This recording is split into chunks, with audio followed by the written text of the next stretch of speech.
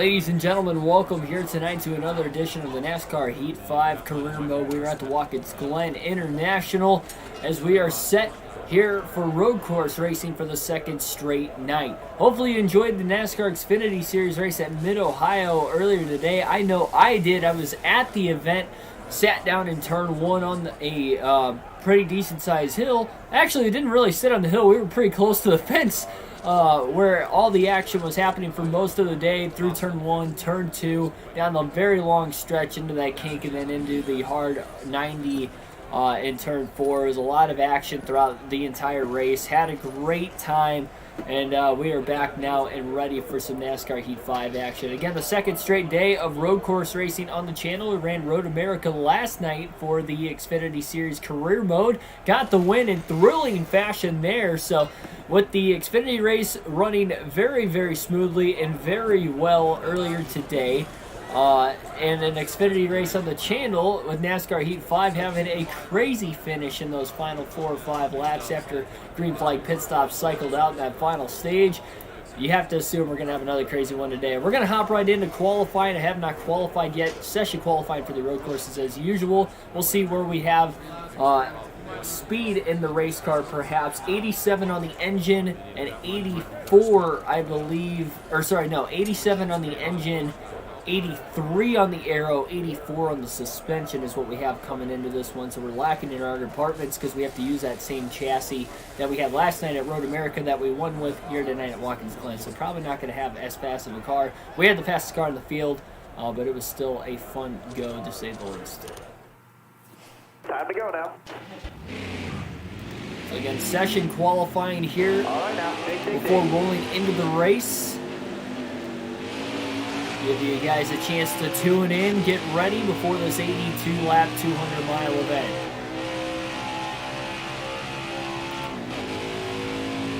No practice, so just rolling right into qualifying here.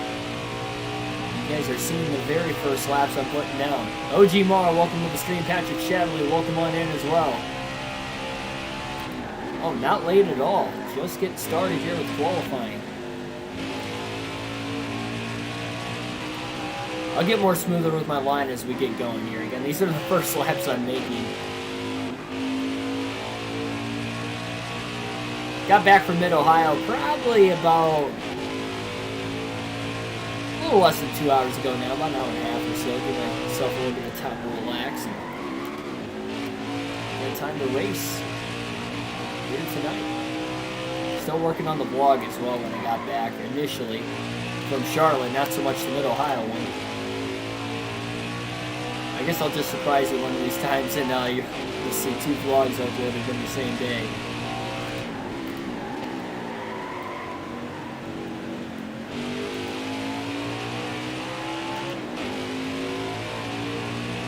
This is going to be the first time lap now for Schneider in Q1. Top 12 move on to session number 2.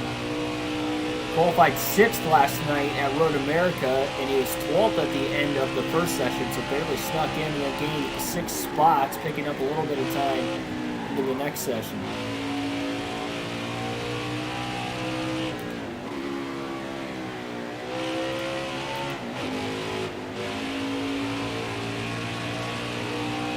Where's my Austin Cinder merch? I'm not going to buy Cinder merch. Actually, to be honest, there was no merchandise trailers that I could find anywhere there.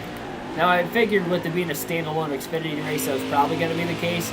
But even like track merchandise, I saw one little hut in the infield where we were at for most of it. Well, in the infield closer to where turn 1 and the front stretch was. And that was it. That's where all the food and everything was too, so...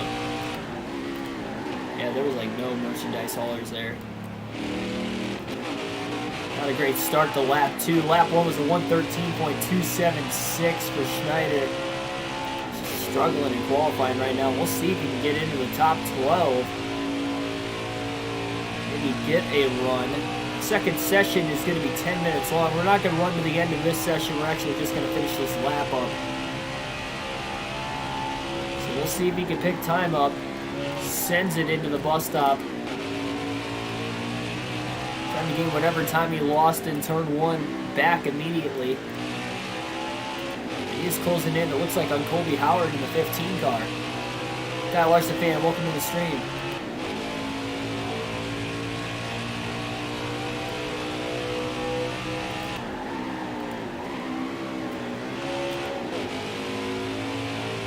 Don't know what to do, can't use AJ Sunday. Yeah, NASCAR Fantasy Podcast will be on tomorrow morning on the channel. And I will not be able to live stream the commentary of the race, unfortunately. My sister's graduation's tomorrow. By the time all those festivities and stuff are ending, the race is going to be getting underway. So not going to be able to do that, but I will be watching the race on my own tomorrow. Again, we'll still have the Fantasy Podcast in the morning, at least, for the pre-race. 15th in qualifying through session 1, a 1:12.929. Lap 2 is actually a little bit quicker than lap 1 by a couple tenths of a second. I don't know how. We messed up turn 1 pretty bad, but definitely a little sloppy through qualifying. Harrison Burton, round 1 winner. He swept the rounds in qualifying yesterday at Road America. We'll see if he does the same here at Watkins Glen. Rye Guy 0929, welcome to the stream as well. So, yep, indeed, Harrison Burton on the pole for the second straight race, and both on a road course. Matt Mills, his driver introductions has to start at the back. I don't think I've seen the driver intros one. I've seen driver's meeting, but that's interesting. Austin Hill will be starting at the back as well. He crashed. Has to go to a backup car. Are you ready now? Green flags in the air for the second straight day on NASCAR Heat 5, a road course racing on the NASCAR Heat 5 career mode. 20 laps in stage 1. A lot of hard braking into turn 1. Schneider goes to the outside 3 wide to try and gain a few spots at least. Gets around Chastain and Sieg, trying to get around Brandon Brown in the S's, and does. Underneath Ray Black Jr. for 10th. Boy, this 99's moving forward. Trying to take advantage as much as he can while everything's packed and bunched together. Alex Levay to the lead on the 20, the pole sitter of Harrison Burton as well. Schneider outbreaks the 07, sends it into the bus stop, gaining a couple more spots. He did clip the 11 a little bit. Now he's into the back of the 92 of Josh Williams into turn 5.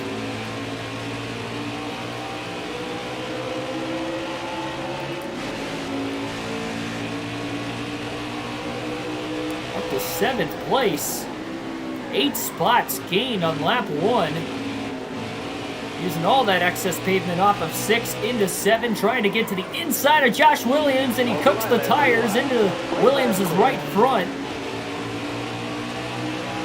Kind of picking up where he left off in qualifying. He's just struggling to get this race car to turn right now.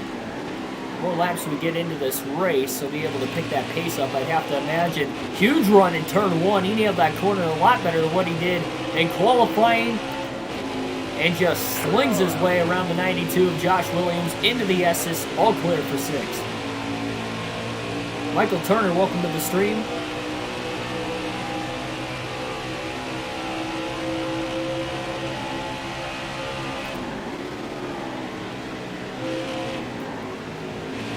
Best area of the racetrack for Schneider to gain time has got to be through that bus stop.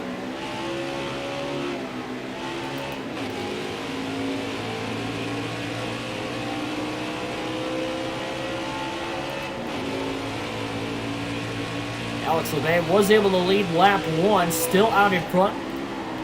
Second place all over him, that would be Austin Cindric. We got passed on the last lap.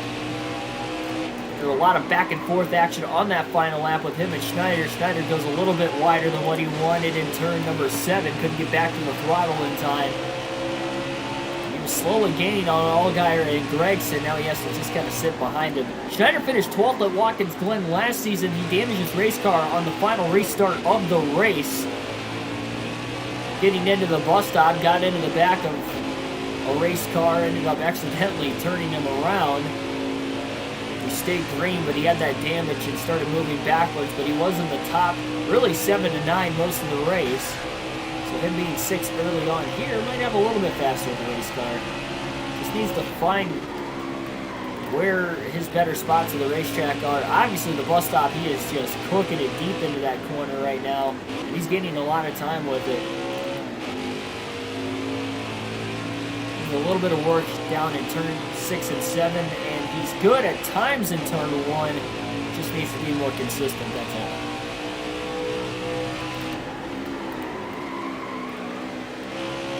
A little better in turn 1, still braking a tad late. Just trying to figure this race car out. Turn 7 a lot better that time than what it was that last lap, and whatever time he lost the last lap and a half, he gained it right back on the number 9 and the 7. Battle for 4th.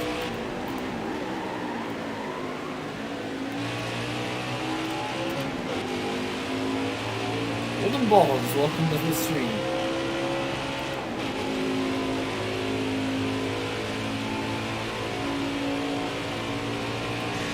And it's starting to pull away from Josh Williams, Justin Haley behind him.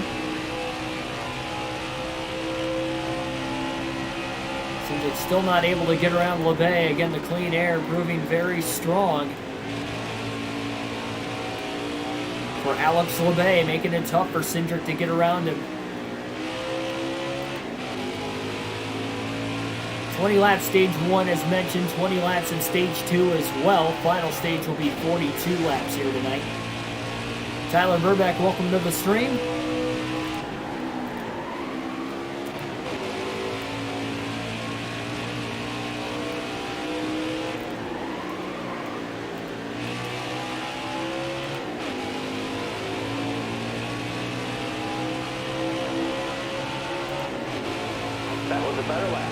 Fastest lap of the race, 1:11.954 that last time for Schneider at the line.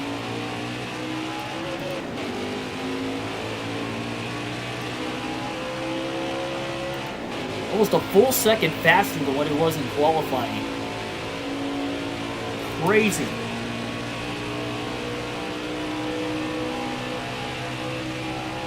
Why is it called the bus stop? Don't know exactly. Bus stop, chicane, it's the same thing, really.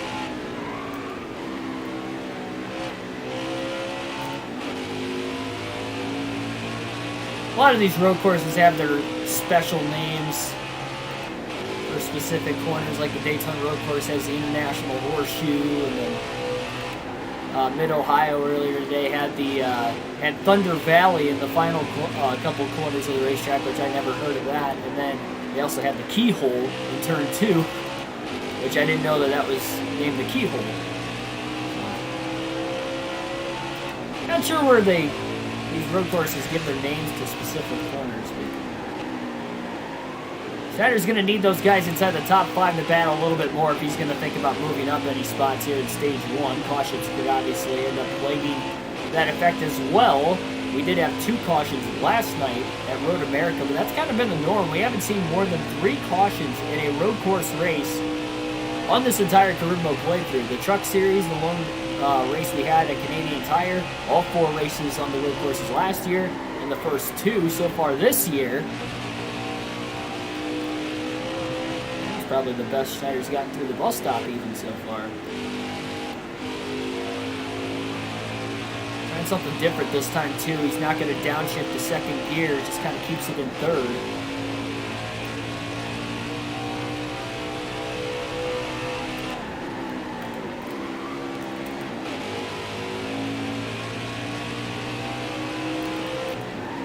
Again, the only time I use any sort of stability is on the road courses with Heat 5.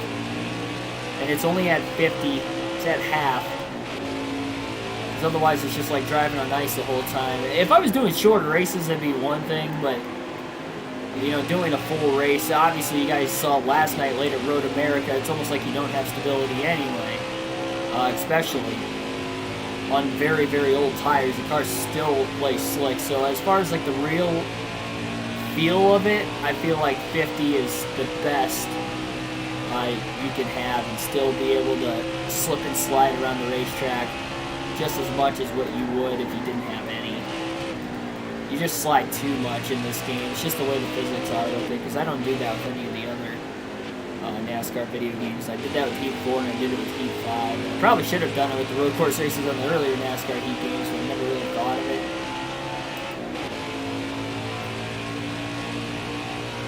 Infamous carousel as well.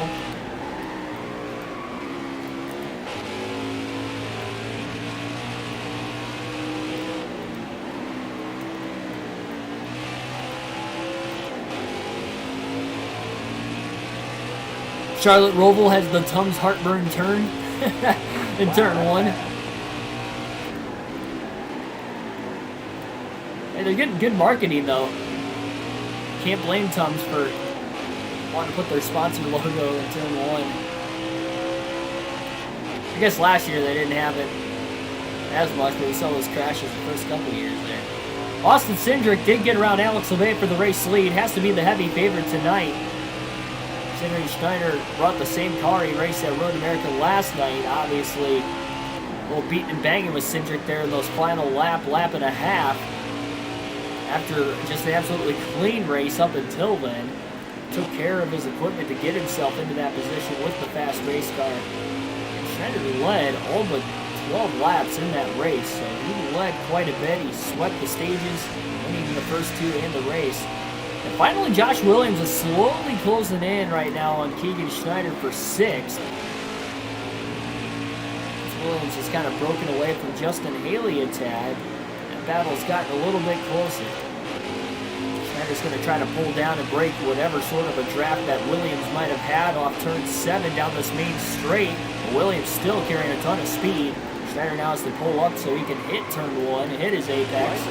Williams hooks the curbing on the inside. Schneider uses the excess pavement on the top. And they both stay pretty equal with each other. Both of those lines in turn 1 are preferred. This really matters on the handling of the race car and how you enter the corner, exactly where you want to end up on the exit. Best spot, though, for Williams to get a run is probably going to be turn 1, considering Schneider's been inconsistent in 6 and 7 in the early going here in stage 1. R6, welcome on into the stream as well.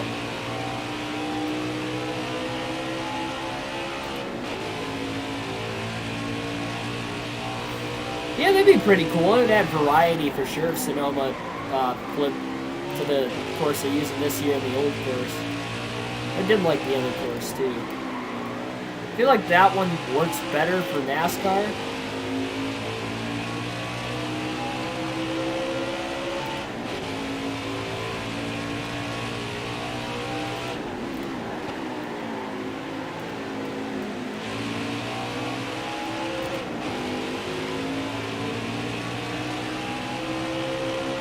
By the way, my voice might sound a little bit different. It's not because it's gone after the race today, but I didn't have any earplugs. I couldn't find any anywhere. Usually, you know, you got the driver haulers, every one of them have it. So if I'm picking up merchandise, okay, yep, buy some earplugs while I'm there. I didn't see anything in Mid-Ohio. I was like, well, I guess we're going without earplugs. So it feels like I just got back from like a concert. My ears are kind of ringing a little bit and fuzzy. But like, almost like it just feels like they're clogged, almost. For anybody who's been to a NASCAR race and has not wore headphones, you know, or earplugs of any sort, ear protection of any sort, you would know what I'm talking about. It's the 3rd race I've gone without them now.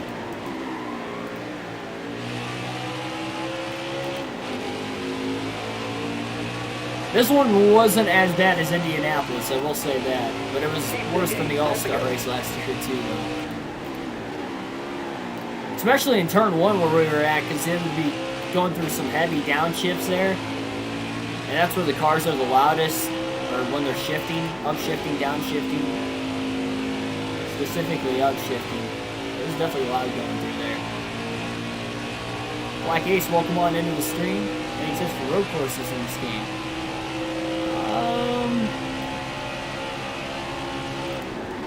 Again, 50 on the stability help. I mean, if you already do that, as far as just trying to run the course itself, it just takes practice. Knowing the road course, if it's a newer one you're unfamiliar with, for sure, you're not gonna get it firsthand. You gotta really learn the course. You know, where to shift at certain points, where not to shift. You know, what gear to shift down to, what gear to shift up to.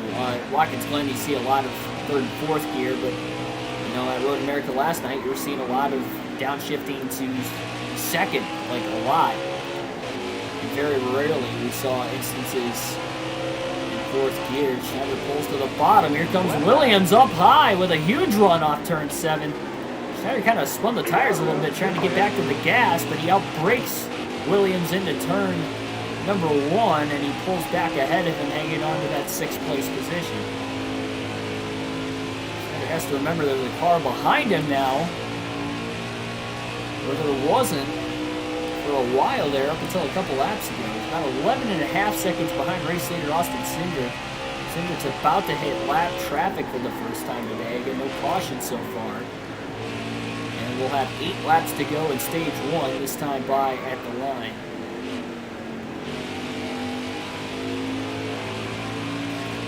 More influx for the Indy 500. IndyCar has louder cars. Do they? I mean, I've never been to an IndyCar race before, but I feel like, especially if you go to a 750 horsepower track, cars are beefy. I guess I'll find out when I go to Indy this year for that road course race. Didn't go low to break the draft that time, and Williams got a good run on him, drove it deep into turn 1. He was all over that curbing, very much hugging it with all 4 tires. And, Schneider got back into the gas a little too soon into the SS. He had to lift quite a bit there to keep the car on the race course, and here comes Williams now with a run. Schneider's been good at the bus stop though, but if he gets the car to his inside, it might be a little more treacherous to get through the bus stop this time around. Kind of defended a move there midway down that straightaway and back away again. Big bounce off the curb that time. Saw some sparks coming out. Car really bottomed out. Pretty good all the way through turn 5 still, though. It didn't really upset the race car.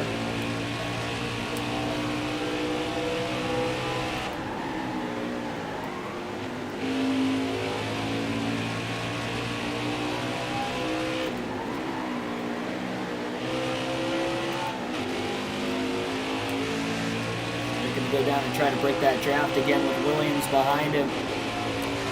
Williams couldn't get as much of a run that time compared to the lap before. Oh, shoots the gap to the inside. Really took Schneider's line away in the center of the corner. Schneider goes way wide now and very narrow into the S's as they're side by side, and Schneider has to give up the spot.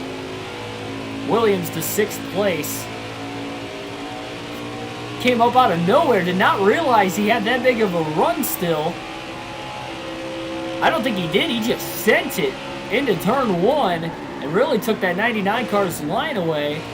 Schneider pulls right back to him though through the bus stop, gets underneath him, and now they're side by side into turn 5. Schneider makes the pass. Williams maybe cutting down to the bottom looking for a crossover. Schneider with the block. Down another large straightaway before getting into the braking zone in 6. And as these guys battle back and forth, Justin Haley's starting to bring him back into the mix. Huge, heavy lap traffic around the leaders as well, costing them a bunch of time. Schneider wide off 7. Williams trying to get underneath him again. Schneider barely kept it off the wall. 6 laps to go, stage 1. We'll see if Williams is going to send it into turn 1 again. And he was a little too far back to do it. All the side-by-side traffic through 1 into the S's. Tough time for the race leaders trying to get around this lap traffic. And the top 5 are just all bunched together now late in stage 1 looking for that playoff point. Schneider starting to gain, really pulled away from Williams for those sets of turns. Here's LeBay back to 5th. He's got to brake maybe a little early this time into the bus stop. Oh, into the back of Alex LeBay. LeBay goes sliding sideways and saves the race car. Didn't anticipate how much they were going to check up going side by side, considering Schneider's not been side by side in the bus stop all day long. Ooh, had to get back on. Just ran out of real estate. He's up to 5th one way or another.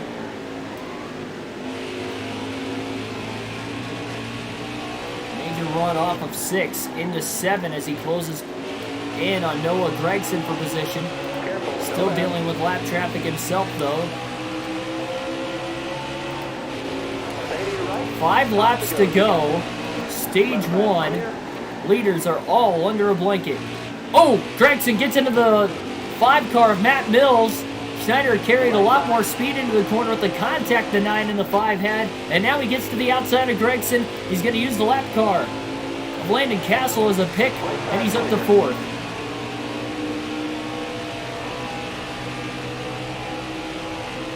Great racing at Watkins Glen already in stage 1. All right, you're clear.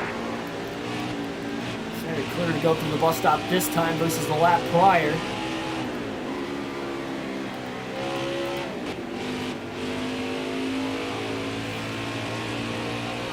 Harrison Burton in second place after starting on the pole.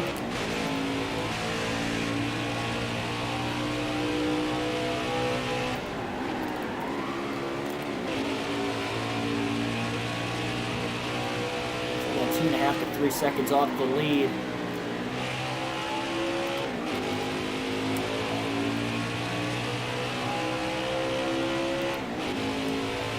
Ah, gotcha.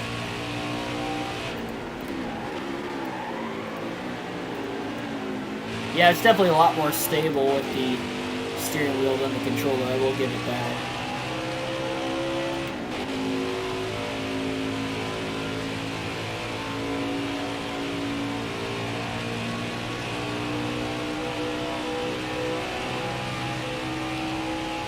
There should be more lap traffic for the leaders at some point in time. Well, yeah, they're dealing with it right now, I guess.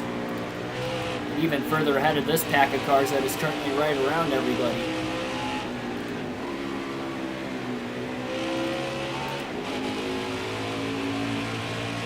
Allgaier and Burton are caught, but so is Austin Cindric. And that lead is now down to 2 seconds back to the 4th place car of Schneider.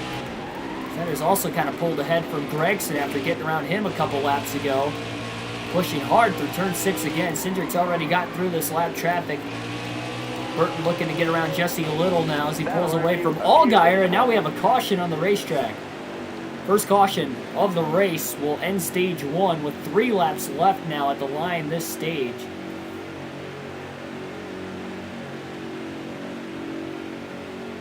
So Austin Cindric wins stage 1 here tonight at Watkins Glen. Harrison Burton second, followed by Allgaier, Schneider, Gregson the top 5.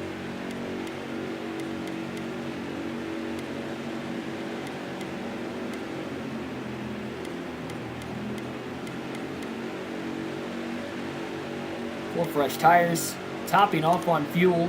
No adjustments to this 99 car. So that is the first caution today. Again, that stage ended early. We had 3 laps to go at the line. And how about that? 3 spots gained by the 99 crew. Elected not to repair the 2 seconds of damage, so he can win the race off pit road. So Ready. Schneider wins the race out of the pits. Green flag back in the air. Didn't get the greatest launch. Trying to clear Harrison Burton for the lead. And they're still side by side. Nobody wanting to give an inch into the S's. This is very tight to go side by side through there, and nobody could clear one another. Careful. Still there. Somebody's going to have to give into the bus stop up here as they pull away from 3rd and 4th, who are side by side between Allgaier and Cindric. Nobody's giving an inch. Oh, Burton runs the 99 off the track, and they still make it through the corner side by side. This is unbelievable. Careful. Still there. How the heck did they not wreck there? And how are they still going after it? They've been side by side this entire lap. Burton still can't clear the 99. Schneider sends it into turn 6. And he kind of hits the 20 back. Oh, and Burton gets into him now, into 7. And he still can't clear. The 99 side traps him, and now here comes Allgaier on the outside. 3 wide for the lead as they enter into turn 1. Schneider sandwiched in the middle between Burton and Allgaier. Sends it into the corner. Clears the 20 on the bottom. Unbelievable maneuver to get to the lead. That might be the craziest restart on a road course we've ever seen. How they didn't wreck is beyond me. Allgaier the second, he almost stole the lead away from both of them. And if you don't like that, you don't like NASCAR. I mean, that just... puts it on full display. The battle for that clean air on the restart was surreal right there. I want a standing ovation in the chat. Love that comment section. That was unbelievable.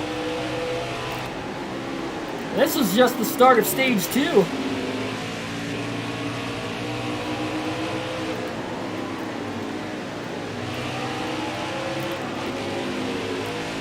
Schneider continues to lead. Justin Allgaier all over his back bumper though off turn 7.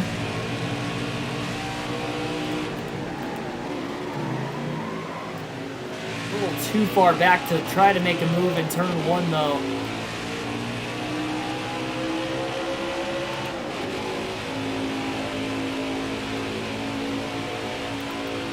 I mean, that was just, I was still coughing after that last restart. That was crazy, but he did kind of run the 22 off the racetrack. Not gonna lie. It happened right in front of my eyes because I was sitting in turn 1 too. I figured he was gonna try something like that. I didn't think he was gonna run the 22 completely off. I mean, when he got into the 54, what do you expect was gonna happen? Then Cindric saved it. And then he got back on the track, and then he got wrecked further down, so. Right side. Allgaier's still putting a lot of pressure. He goes a little wide in turn 6. Burton gets to the inside. Allgaier's going to have the advantage on the inside into 7 now, and holds clear of the 20.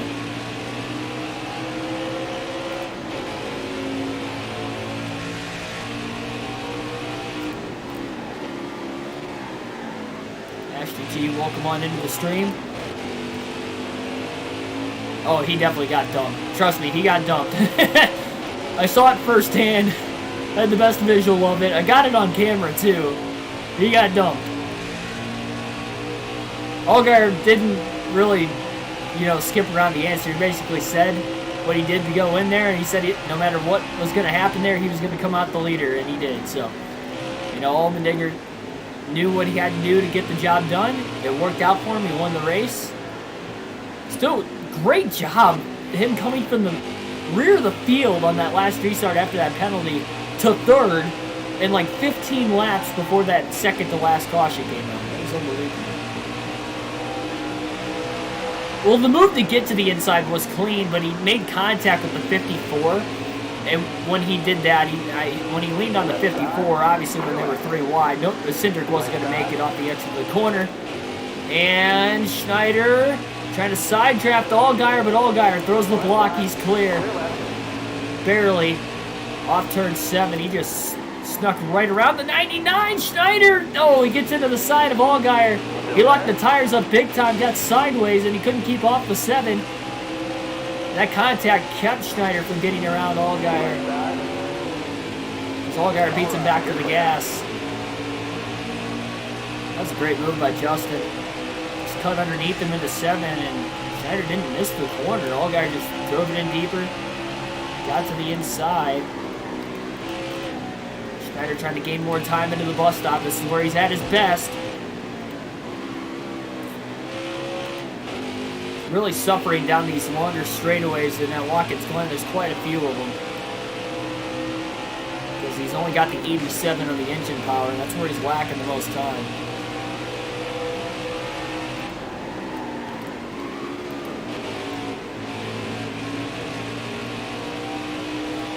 It's going to be tough to keep up with that 7 car. He looks pretty fast here today. That time Schneider went wide in 7, and now here comes Burton to the inside. And here go the 20 and the 99 again. Look at Gregson on the top. Where'd he come from? I thought Burton's run was huge. Gregson out of nowhere up to 2nd.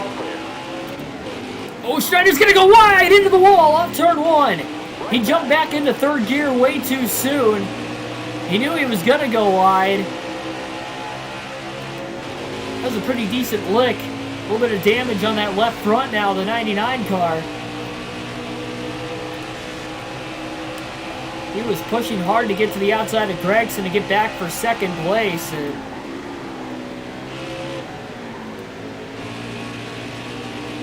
I mean, that was just a great 3 wide move by Gregson.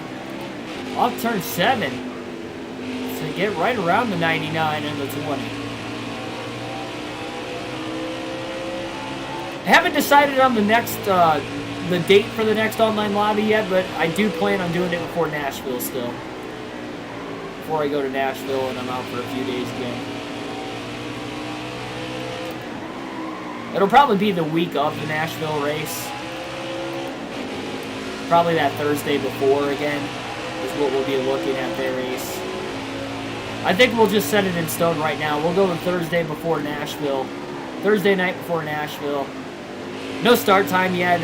Once we get closer, I'll have a start time for it. But Thursday before I go to Nashville, we'll have it on my lobby. Is that 5 seconds of damage? I hope not. It is really hindering this 99 car all of a sudden. Right back to 5th place.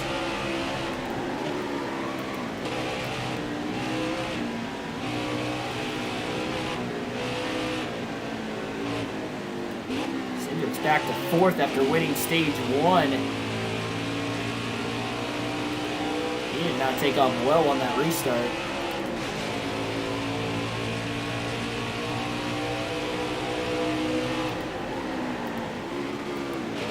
I do have my pick to win in, and I'm not going to change it like I did 2 weeks ago when I took Kyle Busch instead of Chase Elliott at Coda. I'm not going to change my mind at the last second this time because that costed me.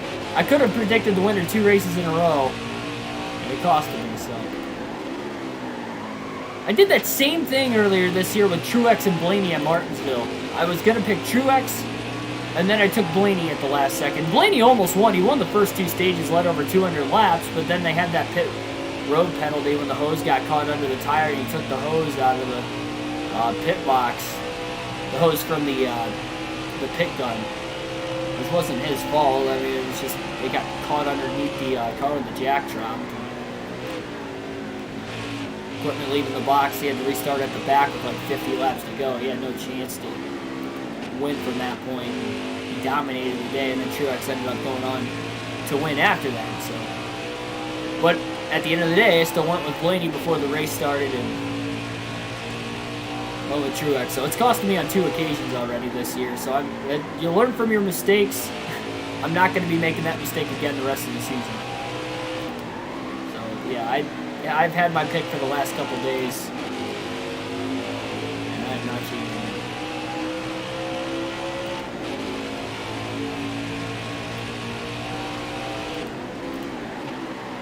So Patrick's on to a little bit of strategy down in the chat below, and you have nailed the strategy right on the head, might I add, Patrick. We will be pitting before the end of the stage.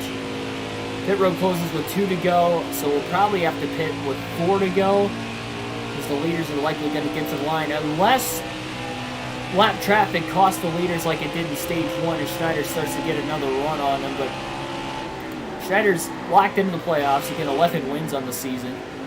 He is leading the regular season standings by quite a bit as well. He's got over 1 race lead on Briscoe coming into this race, and Briscoe hasn't even been in the top 5 all day long. Schneider's been outperforming him again today. So he can afford to sacrifice some sort of stage points here. He did score 4 place stage points, so 7 stage points back at stage 1 as well to Briscoe's 0. So Briscoe's not up here. It's a pretty good road course race here. Has a couple wins on road courses in his Xfinity Series career. But outside the top 10 all day long here today. 11 laps to go, stage 2. Shocked AJ isn't racing tomorrow. Well, it's because Mid-Ohio was in a far different location in the U.S. I mean, he's all the way out east. He would have to fly out tomorrow, and they probably, because he's racing for points in the Xfinity Series, he couldn't miss a race there. And worked out for him. He got the win today.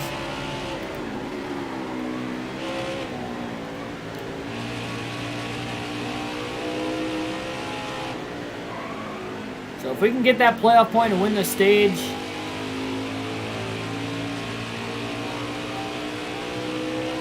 then we're not going to pit, but otherwise we will pit. If before pit road closes late in stage 2. Now, caution could change everything, too. Now, remember, we did see a caution with 3 laps left in stage 1 that ended the stage early. Back in the gas too soon, into the wall there in turn 7. Oh, look out! 51 of Clements almost got into the back of Alex LeBay down the main straightaway after LeBay checked up behind the 99 of Schneider. And he's got to be careful. He doesn't want more than 5 seconds of damage. He's got to be getting pretty close to it.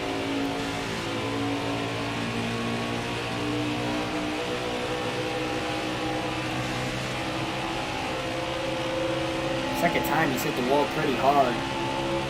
And a lot of it is just the damage already on the car, just making the car a little bit harder to handle.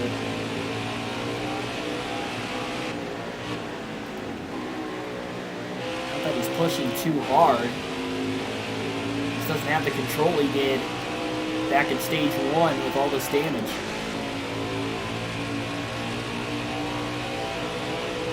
Yeah, definitely going to do a damage repair if it's 5 seconds or less.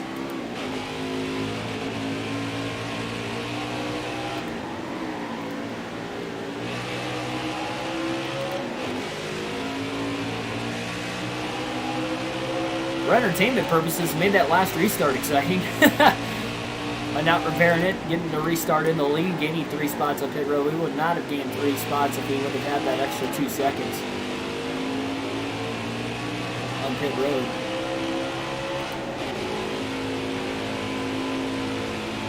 These guys will have to make a pit stop at some point in the final stage.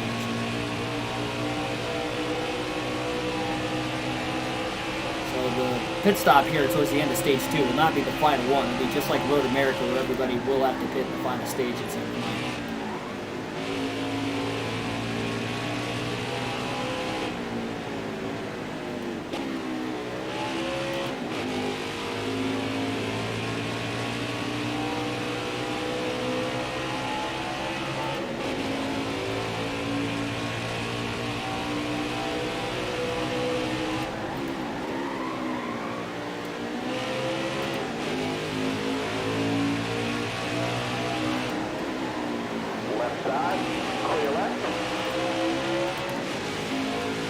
Schneider's starting to hold up a pack of cars behind him with this damage now too. LeBay, Clements, Justin Haley's in that mix as well. 99 car definitely needs to be repaired. Can't pit too early, otherwise he's going to have extremely old tires. Should be able to pit, get away with it, restart up towards the front, because he should be on the lead lap. Got 14.5 seconds off the lead as far as he has been back interval-wise, but he's in 5th. He started 15th. That poor qualifying effort here today definitely cost him, because definitely should have qualified inside the top 10. We know he's got at least a 7th place race car today on speed when the race car is clean.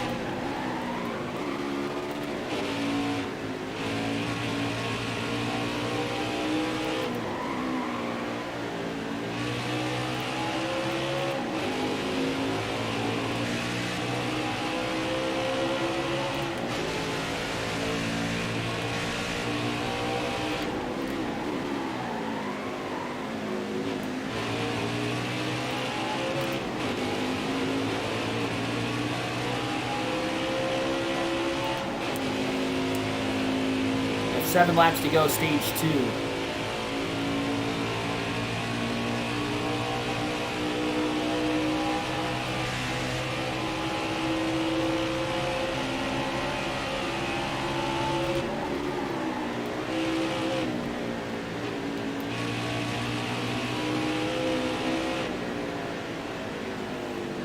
Allgaier looks like he has gotten through a good chunk of the lap cars.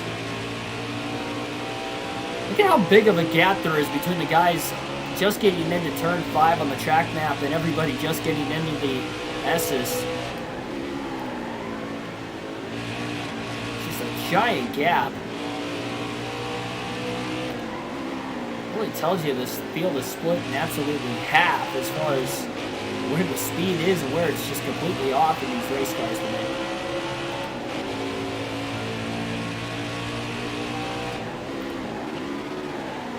Got 5 laps to go in the stage. Sorry, 6 laps to go in the stage. A couple more laps and Schneider's gonna look to hit pit road. Leads down to 12 seconds now due to lap traffic, but definitely not close enough to get a stage win and get another playoff win.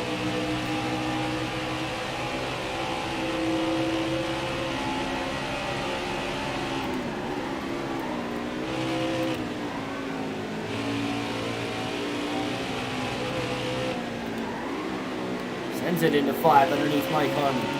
Clear lap. Didn't catch him in the best spot, but he knew he had to get around him when he did catch him. It's only 5.5 seconds behind Cindric for 4th now. He was about 9.5 seconds behind him. Cindric is struggling through the lap cars more than anybody else inside the top 4.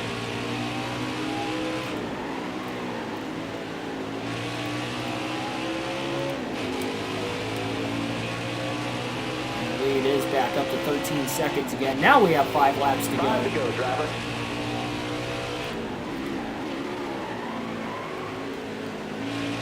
2 more laps. Schneider will pit. See if anybody else tries the same strategy. Careful. Still there. Clear right.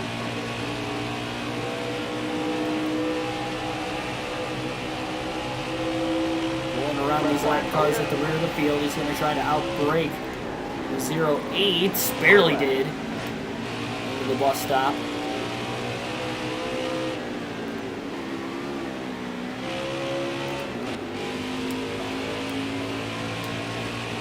He's down to 9.5 seconds now. Allgaier seems to have caught another group of lap cars. Big heavy group. Struggling slightly again.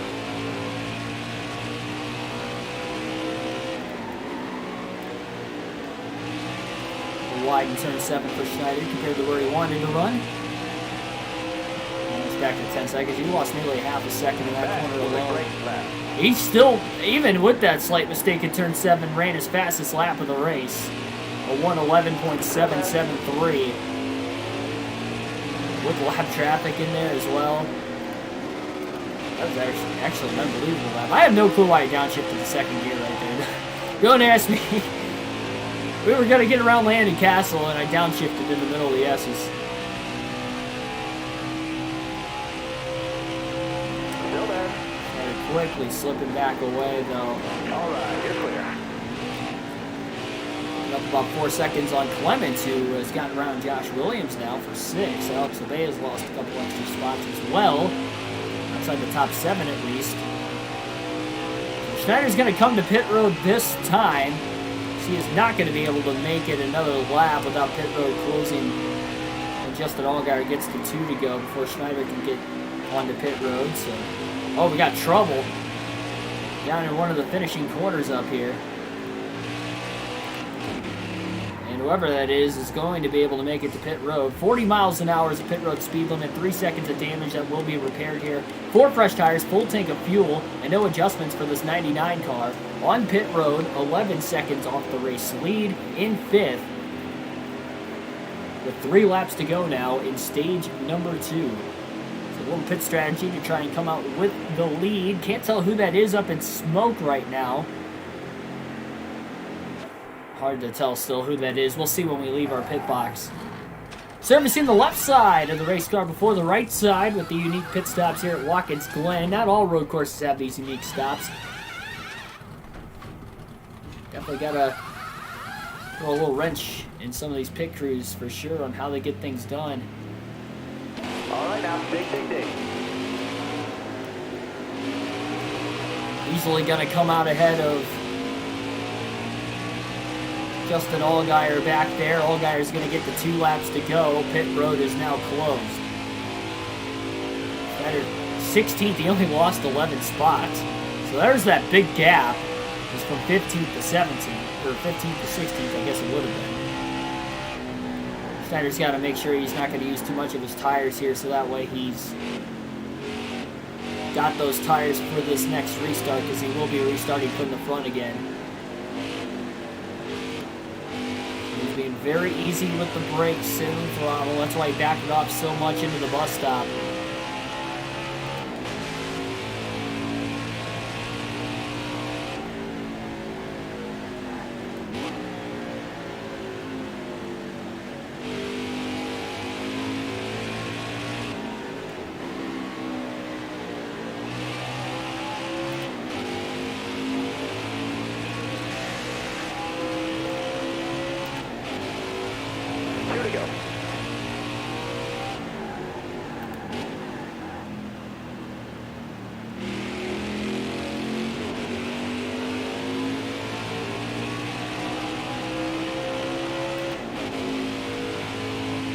The slowest laps of the race, I'd have to assume, for the 99. It just feels weird not cooking it through these corners as hard as I can every lap like I usually would.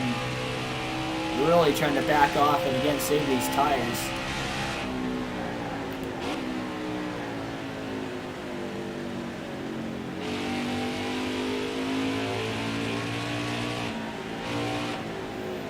.59 seconds off the race lead.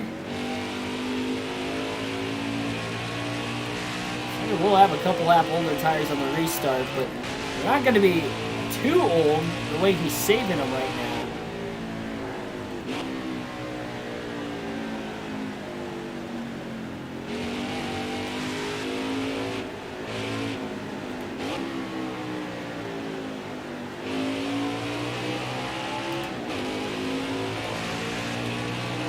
Schneider's going to finish 16th.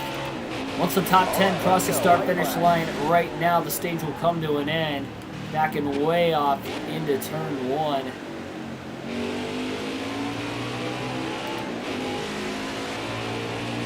Justin Allgaier wins stage 2 here at Watkins Glen. Still waiting for the top 10 cars to cross the stripe. In the stage, Schneider's just going to let everybody for position roll right around him. And there it is. End of stage 2 now, midway through the next lap. 18th, I guess, at the end of stage 2. Schneider gave up that spot to Jeffrey Earnhardt. Ross Chastain were coming in there hot, battling for position. So Schneider will restart from the lead. Free pass will go to Kobe Howard in 25th during the stage break. Chase Briscoe's out of the race, in fact. He brought out that caution at the end of stage 1, so that's probably why we have not seen him out here. Tommy Joe Martin's failed to get back on the racetrack with his incident there late in the stage, so 2 drivers have DNF'd so far. Schneider again will stay out. He'll restart from the lead. Here we go.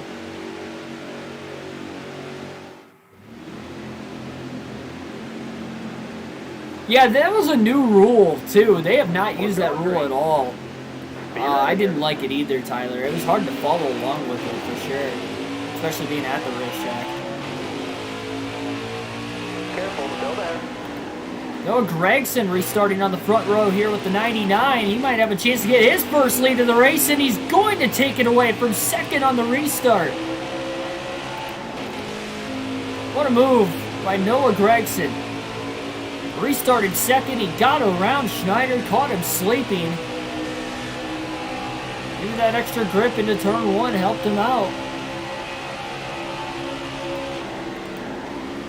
Not over yet. Schneider needs a run here into the bus stop. Oh, he's got a huge run on Gragson. Got a little sideways into 5 as he sends it in.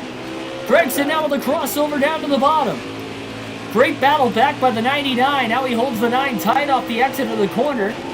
Side by side as they're going to head into 6. Thought Gragson was just going to walk away with it. Schneider had a great run into the bus stop, got alongside him cleanly, gets around Gragson in 6, blocks Gragson down towards the top. Oh, Schneider overcooks it into 7. Had to brake heavily or he was going to end up in the wall, and Gragson ends up back out in front. Schneider back to 4th. Did a great job saving that race car. He was going to end up in that outside wall nearly head on. That would have ended his day. And Noah Gragson is back out in front. Actually, I should say he's out in front for the first time today. Still in search for that first win of the year.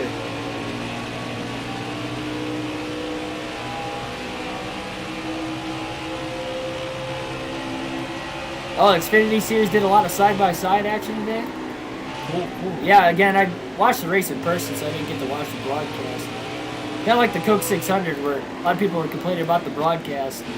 I did watch the highlights when I got home. Obviously, I just go through commercial breaks.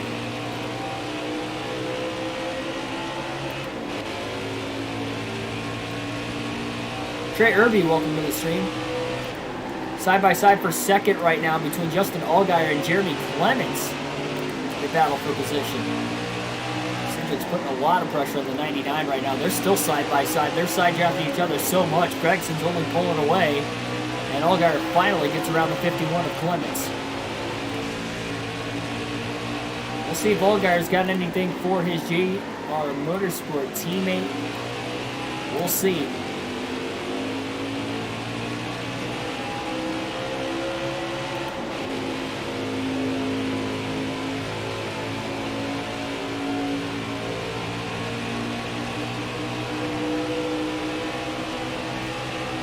Clements got up to third on the restart. He's been running about 7th or 8th most of the race. Good road course racer. Don't expect that to necessarily happen, but he's doing pretty good. Schneider's starting to reel him in, though. Jason Games, welcome to the stream. And everybody will have to pit one more time before the end of the race. Miller tires. You have to assume cost of Schneider a great chance to hold on to the lead in front of Noah Gragson on this restart to the final stage.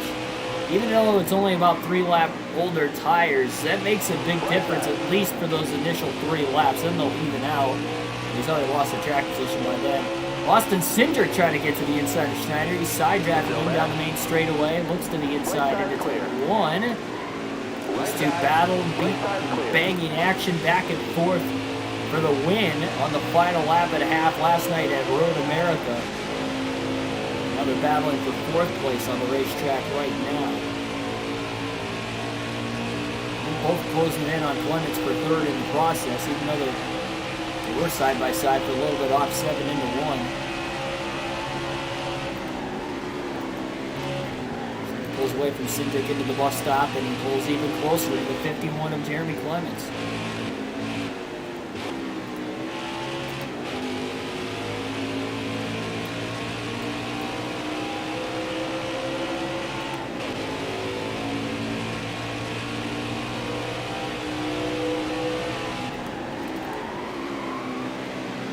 Meets tomorrow's possibly bad.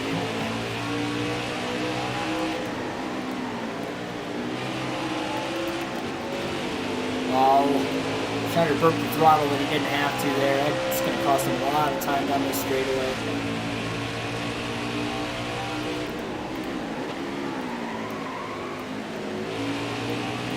Still got into turn 1 pretty good. He's doing a good job holding the best road course racer in the field, Austin Cindric, behind him.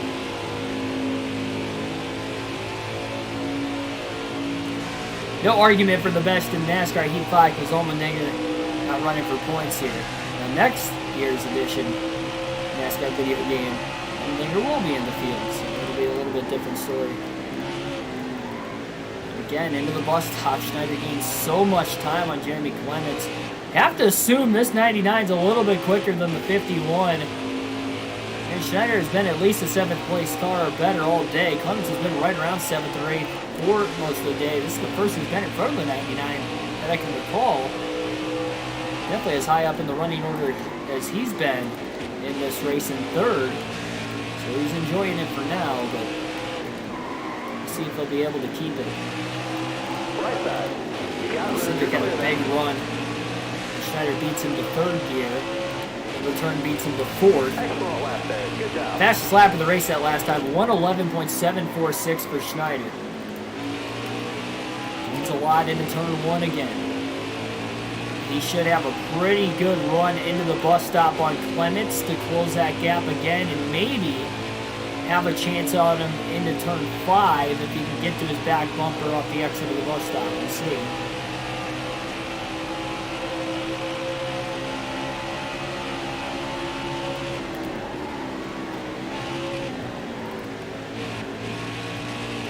Oh, he's got a chance on the inside.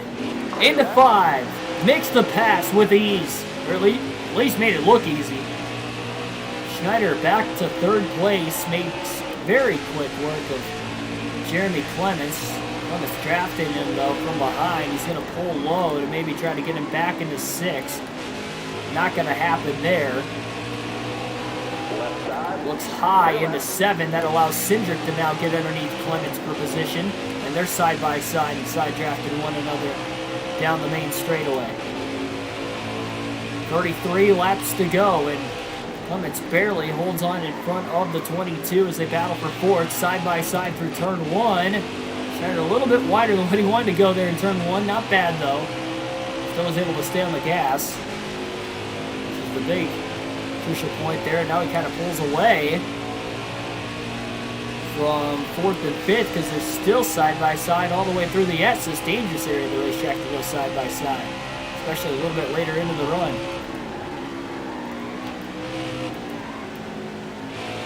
Favorite road course after being there in person, Watkins Glen. Watkins Glen's my favorite road course. Always produces great racing in NASCAR, always has, really. And pretty much since the Car of Tomorrow days on, for sure, it's been producing great racing. And being there in person in 2019, saw a pretty good race there as well. And, yeah, it was if you get a chance to go to Watkins Glen, I highly recommend it. Best road course I've been at so far. I've been to 3 now. The Roval is pretty good too, but traditional road course, Watkins Glen. I haven't been to Sonoma yet, so that could change my mind.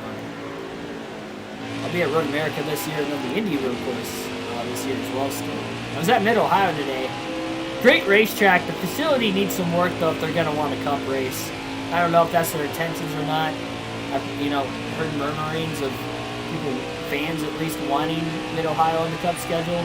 And I want it because it's local, but they need some work, I feel like, to do it. There's no grandstand seating for the most part anywhere around that racetrack. Everybody's basically sitting in the grass and stuff, which is fine. It gives that old school feel to it, but, I just feel like 2021, you need grandstand seating. So they need to bring in grandstands for people to sit there anywhere they want. If they want to keep general admission still, just make it first come, first serve for the seating at least. And then they need a Jumbotron in every section too. Watkins Glen, they have one in every turn. I would assume most of the other road courses that have cup dates, it's the same thing. But for Mid-Ohio, for whatever reason, there was nothing. It looked like there was one far off in the distance in turn 3, but I could only really see the top of it from where I was. So once they got through turns 1, 2, into the kink in 3, down that longest straightaway of the track into that heartbreaking zone 4, they disappeared. I couldn't see the start-finish line with the bridge from where I was at. So literally, and I had no clue what lap they were on the entire race. They didn't have the MRN broadcast on too, so literally I had no clue what lap they were on the whole race. I'd have to look at my phone. I had the phone on the race on my phone to figure out what lap they were on, but not everybody had that, ability. Luckily, I had the wherewithal to figure it out. Caution came out there for the second time today with just right around 30 laps to go, ideally. It's going to bunch everybody back together. Gregson will restart from the lead. Allgaier will restart from second. Green flag back in the air at Watkins Glen. Most of the leaders stay out to keep track position. Everybody still has to pit one more time to the end of the race. Schneider into the back of Gregson. Gregson did not take off into turn 1. And Allgaier is going to get to the lead after that wheel spin by the 9. Clements and Schneider side by side for third as Schneider fends him off. I don't know why they don't go to Sonoma. They probably, for like money purposes and stuff, is my best guess, because NASCAR does most of the West Coast races in a row. It's probably too much money for the smaller Xfinity teams to, be out east and go out west for just one race and then come back. That's likely the only reason they don't race there.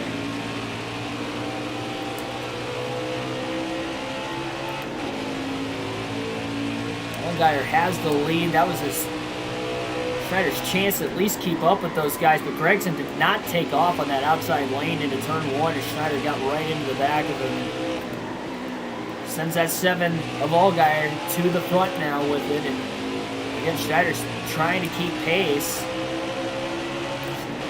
Doesn't look like he's got it in him. Keep within reasonable range by the time they get into the bus stop. Maybe you can start to gain that time back. But unless Gregson can get back alongside Allgaier, start side drafting them, slowing each other down, there's no chance that Schneider's going to be able to keep up with those two. He's just got to hang on to the spot he's got currently, and Cinder has to get back around Clements, it looks like, and at least battle again with it. Gregson closes into the bus stop. Schneider pushes very hard into the bus stop himself there.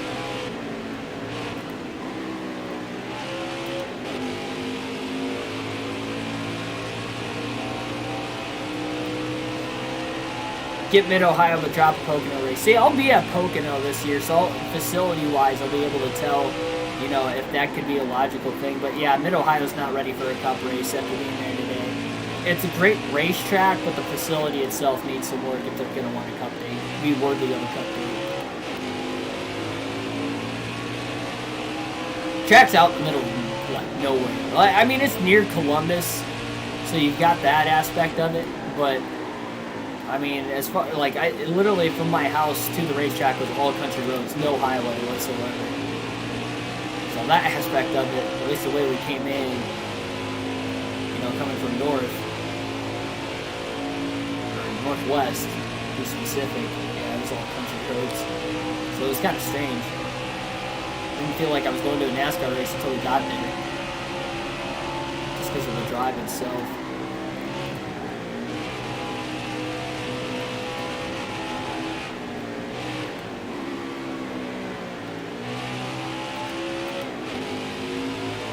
Everybody still has to pit one more time to the end.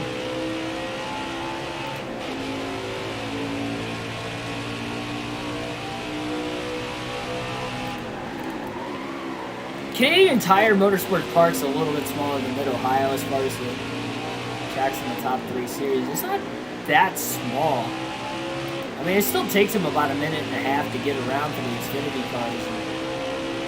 And you look at other, Charlotte Roval takes about a minute 15 roughly for the Cup cars to get around that racetrack. Watkins Glen is about 108 to 112.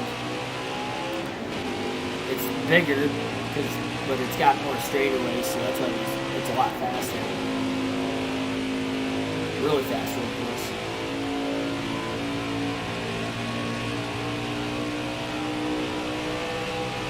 The short track of all road courses, yeah. It's very narrow, too. There's not as many passing lanes, even though that's the case. There's still a lot of passing today. I feel like there was more passing in today's race than what you would usually see in the Mid-Ohio race, though. Some of it is that there were a decent amount of cautions, especially early in the race, that kept things bunched together. By the way, did the Fox broadcast pick up? They might have been on commercial. Well, no, they might not have. So it was after the second caution of the race. So they had a caution at lap 8, Tommy Joe Martin's cooling engine. So they, put the speedy dry down on that long straightaway, cleaned up his mess. They were about to go green. So the lights were out on the pace car. They were about to go green. All the safety trucks were put away. There was this ambulance across from where we were sitting in turn 1. He pulled in the wrong way, and I thought he was just going to sit there. I think that was the ambulance that had Tommy Joe Martins in the back of it to take him to the infield care center because, if a driver gets out of his car on the racetrack, it's mandatory they have to go to the infield care center. So I think he was getting the ride, and they took him to turn 1 thinking that, he was just going to be able to get through instead of taking him to pit road.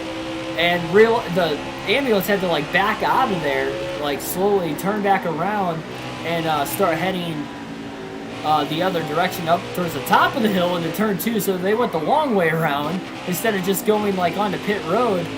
And so he was parked there, and they were about to go green, and then literally the ambulance pulled out a couple corners before they were about to go green, pulls out onto turn 1 and starts just gunning it up the hill towards 2, and we were like, what the heck? So they had to throw the caution lights back on again, and they ran an extra lap of caution. So if you were wondering why there was an extra long caution in stage 2, if Fox didn't pick up why, that was why the caution might have seemed oddly long.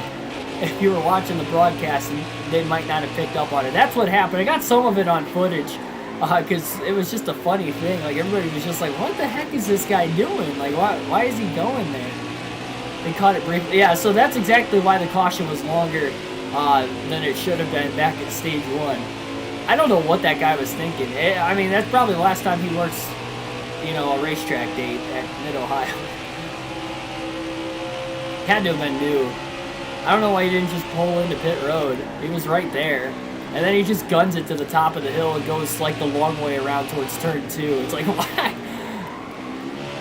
Over towards like the main gate entrance.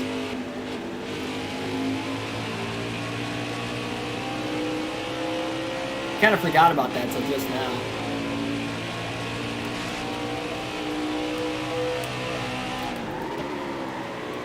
"22 laps to go here at Watkins Glen tonight.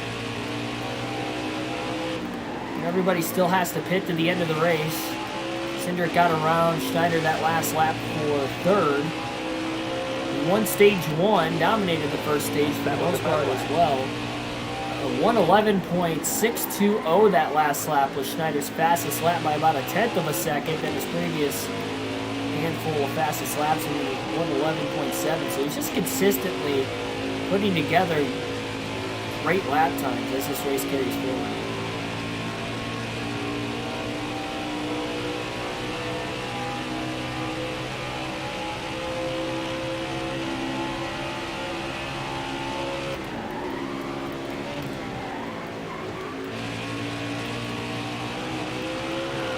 Wow, that was a big hop off the curb. That car was sideways enough that Schneider had to check up a little more than usual into turn 5. Keep that car from wanting to spin into the guardrail on the inside of turn 5.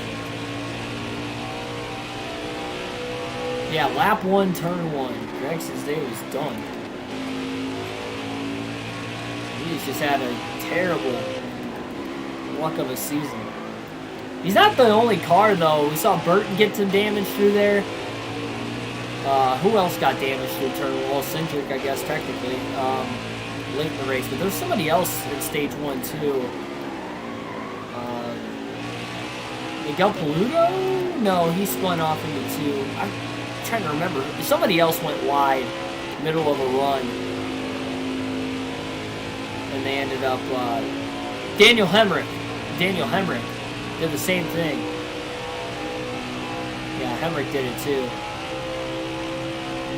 The weird thing with Hemrick's, though, the other two were on restarts or like the initial start of the race when they were bunched together. Hemrick's was on like a long green flag run. And he went wide off of one. He ended up having to pit under green, but he made it back to pit road. The other two, well, Burton, I guess, made it back to pit road too, but he had a lot more damage. Gregson couldn't even make it out of the second turn. That was making a bunch of fluids.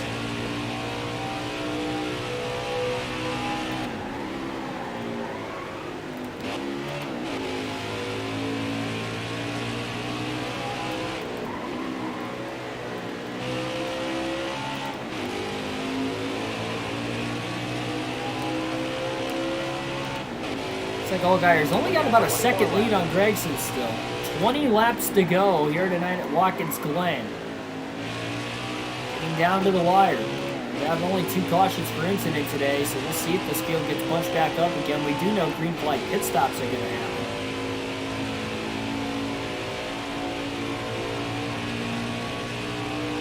Everybody can easily make it on fuel and tires for right now. He's going to push. He's almost at that point where it's going to be like driving on ice like we saw a couple times last night at Road America. So he's going to have to be pretty careful and get down to that point pretty closely. And he did not pit at the stage break. He pitted a few laps before it, so he's got about 3 laps more on his tires than everybody else.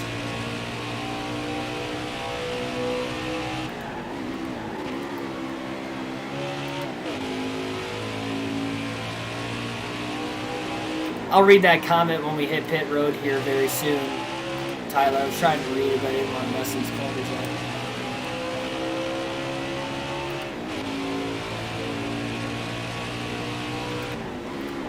Oh, about the Justin Haley. Yeah, I was surprised he made it too. I thought there was going to be a tire rub because he was smoking a little bit under the caution even. It was when I first noticed the left front was damaged because, like, the visual, like, where I was sitting, you could really only see the right side of the race cars, like, up close. You couldn't see the left side. And then, like, I saw an overhead shot from when I was watching on my phone during the caution to see a replay of, you know, everything that happened in front of me, and then that accident as well, and they showed Haley's damage on the left front. I was like, oh wow, that's pretty damaged. Then the next lap they rolled by, I saw it was kind of rubbing and smoking a little bit. I'm surprised he made it those extra 2 laps too. But I think he stayed out to try and help his teammate Allmendinger, because if he would have pitted, whoever would have restarted third at that time, then might have done the same thing Allmendinger did to try and get to the lead. Seeing Allmendinger ran, you know, into the 54 and into the 22, they were probably going to do the same thing to AJ. I'd have to imagine, like, well, if he did it, I guess that gives me the right to do it. So. But with Haley being there instead, he wasn't going to do that to his teammates. So that worked better for AJ. And Haley made it too and ended up finishing second. He held off Gibbs, which I thought Gibbs was going to just blow right around him. And, like, he wasn't even there with all that damage. So great job for Haley hanging on that thing. He had a great car all day. He was running like 5th to 7th most of the day. I don't think of Haley as, you know, good and decent road course racer, but maybe, you know, AJ being his teammates, you know, maybe giving him a lot of a learning experience and just work it out for him. Oh, we got somebody's blowing up. Through the bus stop into turn 5, but we stay green. 24% on that left front. Still can't tell exactly who's blowing up. It looks like it might be a lap car of some sort. Into turn 6. It's Colby Howard in the 15. Schneider just sends it underneath Howard.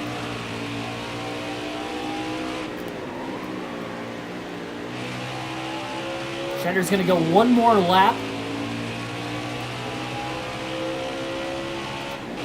He'll be pitting this time by 17 laps to go. Doesn't want to push that left front too hard. Lock the tires up big time into turn 1, trying to get the car to slow up and not spin out. So Schneider's going to pit this time by. Not going to push the tires anymore. Lead is down to just under 10 seconds. It was up to about 12 and a half. He hasn't had to deal with lap traffic yet. Good time, I guess, for him to pit while the leaders are having to deal with it.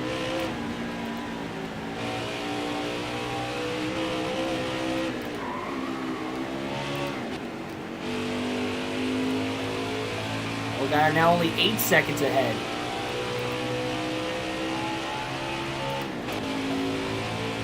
These guys can go about another 12 laps on fuel.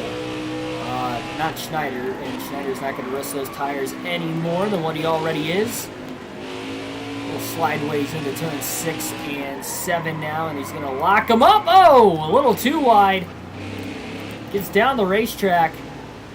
Good thing he was coming to pit road, because otherwise that would have cost him a lot of time, but not as much with coming into the pits anyway. 4 fresh tires, full tank of fuel, 1 second of damage that will be repaired, and no adjustments on this 99 car the rest of the way. Open for this fast pit stop by his crew.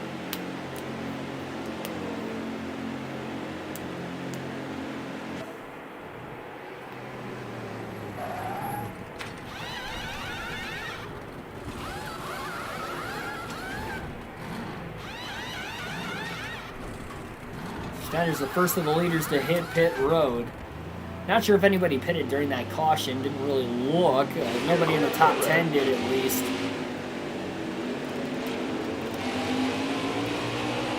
Comes off the pit lane. Alongside Riley Herbst. Herbst's going to just let him go. Schneider gets around Jeffrey Earnhardt and Josh Bilicki. He's going to have a big gap to the next set of cars. He needs to get around him quick. Allgaier's dealing with traffic right now. Schneider's got fresher tires. This is what cost him during the pit stops late in the race last night. Now Schneider could not cycle out ahead. You got room. You're clear there. Actually cycle out of the pits in 5th. by being the leader when he came down. Jeffrey Earnhardt trying to block a little bit. Schneider pulls low. Gets to the inside into turn 6. Blows right around Jeffrey. Get back in the gas so much sooner. Able to drive it in so much deeper on fresher tires. Pull away from him.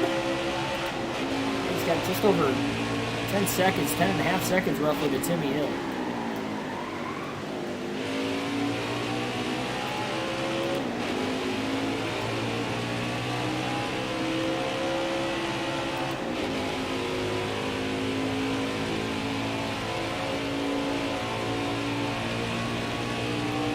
So again, everybody else can go on fuel at most 12 laps further than Schneider.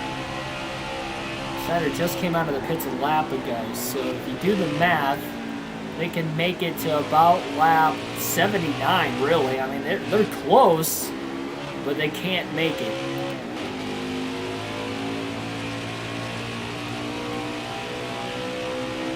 Schneider was 8 seconds off the lead in 4th when he had pitted.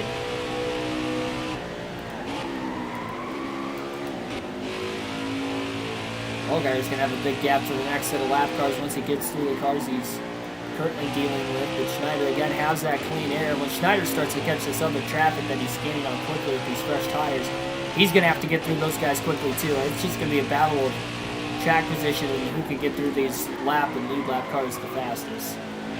Just like it was last night at Road America. I mean, as far as the cycling pit stops go, then the rest of the races ran on. Going to be a battle, and I mean, this is almost a carbon copy of the finish we had yesterday at Road America, and if it's anything like that one, it's going to be wild here today. We've already seen some wild moments at restart to the start of stage 2. Was ridiculous how they all made it through that. I don't know how we didn't have a wreck in those last lap and a half last night at Road America, but everybody hung on and made for a great finish. Get that again here today. Just have to wait and see.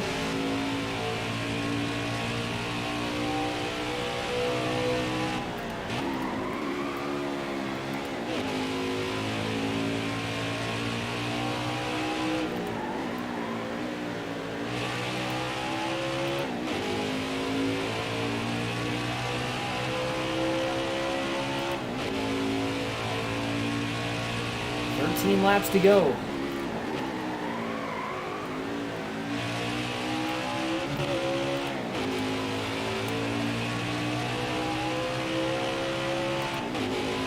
There's about 49.5 seconds off the lead. It's about 58 seconds back. Road America, but it's hard to distinct whether that is good or bad though, because this is a much faster road course.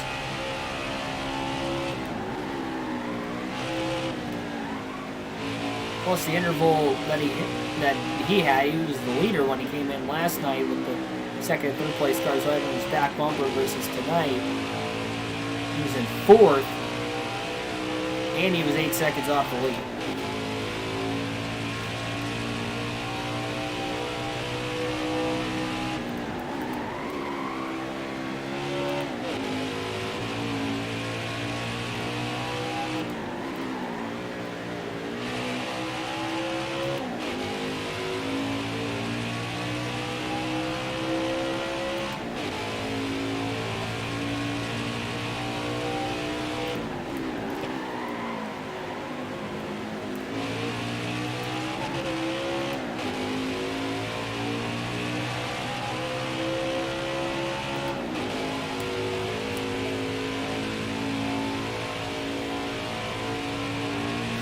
Seconds ahead now. Allgaier's got that track position again. He's slowly catching more lap cars. We need to hope that he catches those lap cars soon, so it's only going to cost him more in the long run. And again, Schneider's going to have to make quick work himself. So Ross Chastain, Timmy Hill is the next two drivers ahead of him for position. No, I have no intentions of watching Mayweather. I'm not a big boxing fan anyway. nor would I pay for it. So definitely when it involves, you know, not only boxing in the pay-per-view, but it also involves, you know, arguably the greatest of all time versus one of the greatest of all time at least versus, you know, an inexperienced boxer. It's not going to be a good show. I'm telling you, it's not going to be a good show. It's going to be over very fast. And if it's not, I'd be shocked.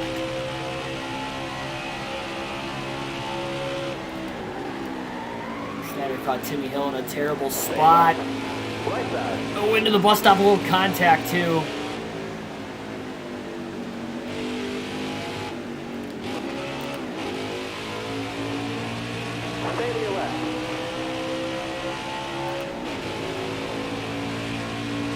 Alongside Ross Chastain, he's not getting around him very quickly right now either.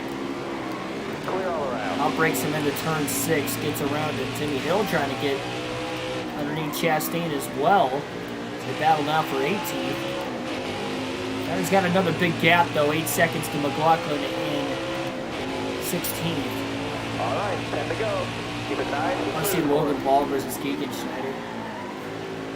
I got the reach advantage. I'll give myself that. I don't know how tall he is. I don't really know much of Logan Paul, but I'm 6'4". I got a pretty, I don't know what my wingspan is exactly, but I got long arms. I always had like long arms. So. Might be around 6'4", maybe he's longer.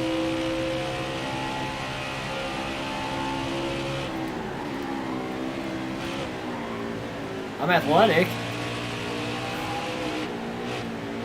I've never been in a fight in my life, though, so I feel like that's going to cost me. Something he's at least got experience with, so... I'd say he would have the upper hand on that. I'd make a lot of money, though. Hopefully I don't get pummeled too bad, you know. I always act like I get knocked out in the first, like, 3 seconds from, like, a small jab and get my paycheck. Hightail out of there, give him the win. There you go.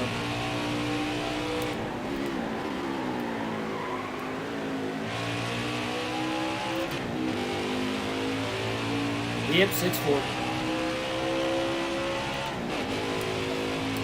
I mean, he could be just as tall, if not taller than me. Again, I really don't know. If I lose that, I have zero chance. If he is taller than me and has a longer wingspan, I have zero chance. That's the only fighting chance I would even have. That's not much of a fighting chance. But it's at least a small advantage in the category nonetheless.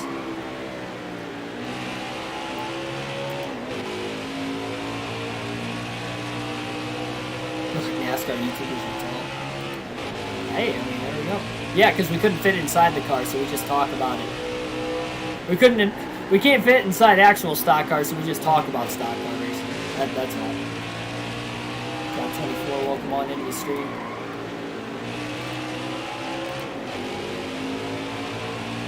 The leader's closing the gap, indeed. It does kind of seem like that. Allgaier's definitely getting through traffic a lot better than Schneider.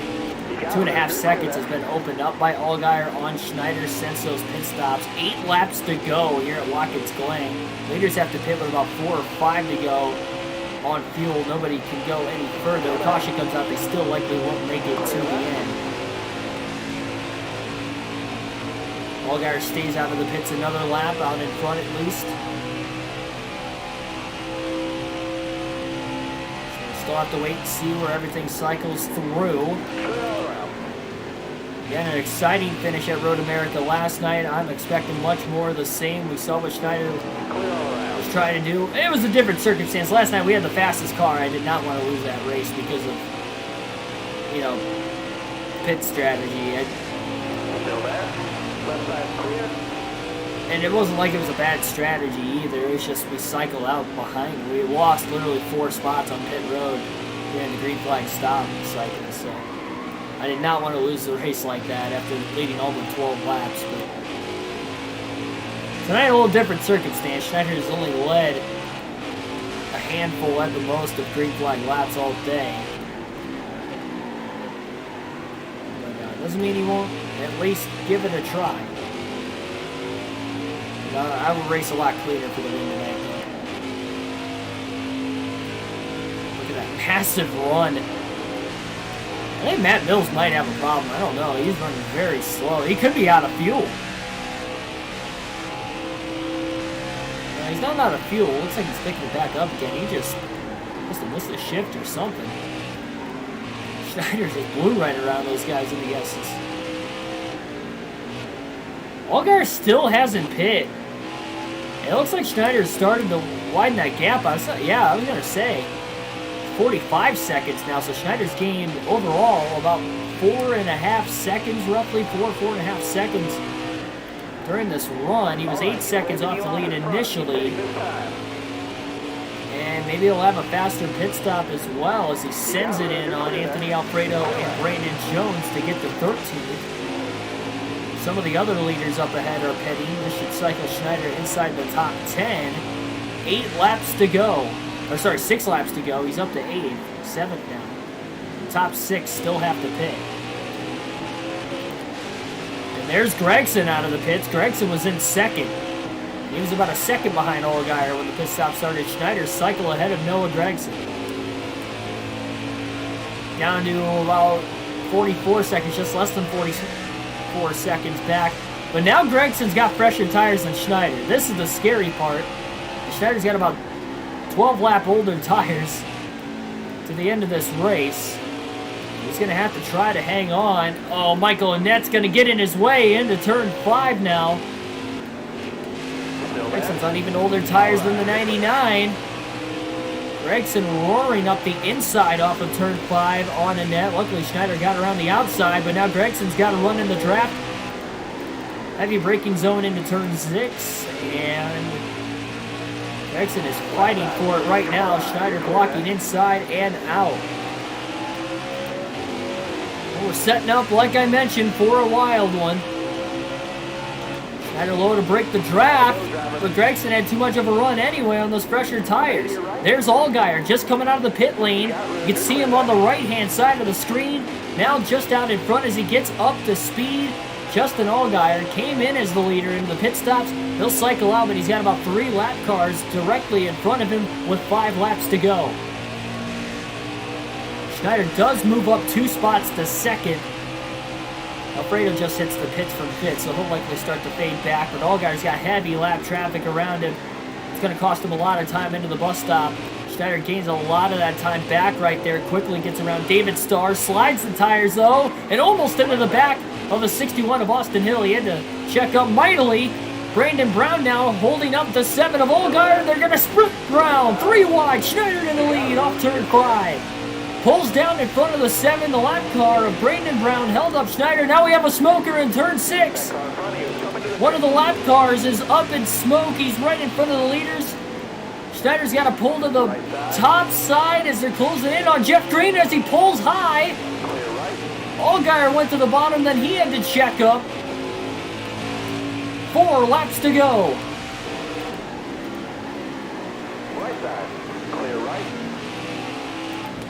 That was a bad time for Jeff Green to start blowing up right in front of the leaders, and he tried to get out of the way. There was just nowhere for him to go until that pit lane opened up.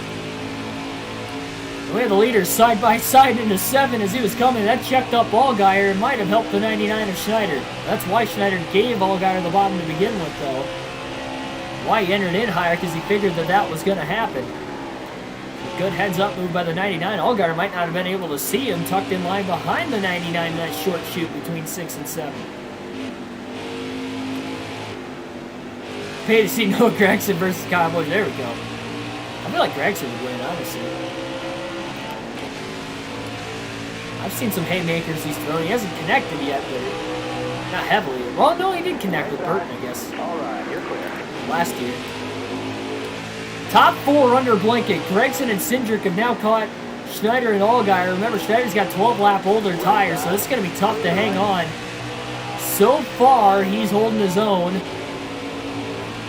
Left side. He's going to give Allgaier the top. He just does not want to give up that bottom into turn 1.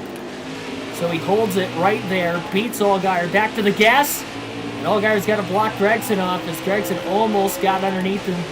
Allgaier went to the top. It's going to be the best thing for Schneider is if those guys start battling side by side for position behind him. 30 seconds back to 5th place, Jeremy Clements. It's a 4-horse race to the finish, and more lap traffic is still to come. About 2.5 laps to go. Well, we stay green to the end as well. 2 cautions per incident all day, which is all we had in Road America last night as well. Schneider blows around Landon Castle after a great run in the bus stop and a great run into turn 5. Allgaier caught Castle in a much different spot there and has to get around him down the next longer straightaway. But now there's side-by-side lap traffic coming up in front of Schneider.